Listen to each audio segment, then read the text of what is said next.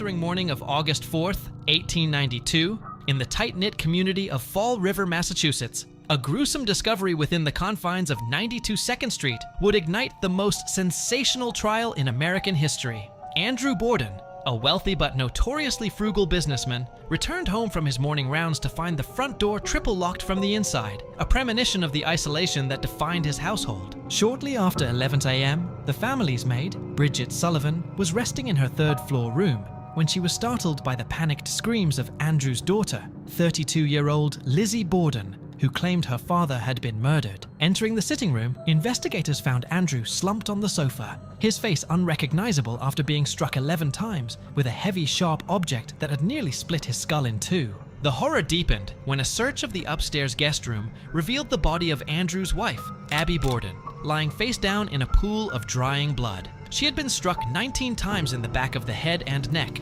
The medical examiner's report provided a chilling timeline. Abby had been killed nearly 90 minutes before her husband, meaning the killer had remained inside the locked house, waiting in the shadows for Andrew to return, undisturbed and invisible in the mid-morning light. The focus of the investigation narrowed almost immediately onto Lizzie, whose calm, almost detached demeanor during the initial police interviews raised immediate suspicion among the local authorities. There was no sign of a forced entry, no valuables were stolen, and Lizzie's story was riddled with contradictions, including a suspicious attempt to purchase prussic acid, a deadly poison, just 24 hours before the murders. Despite the prosecution's theory that Lizzie had killed her stepmother in a fit of rage over a family inheritance and then waited to eliminate her father to secure his fortune, the trial became a battleground of Victorian-era gender norms. In 1893, an all-male jury found it unthinkable that a well-bred Sunday school teacher could commit such a barbaric act of violence,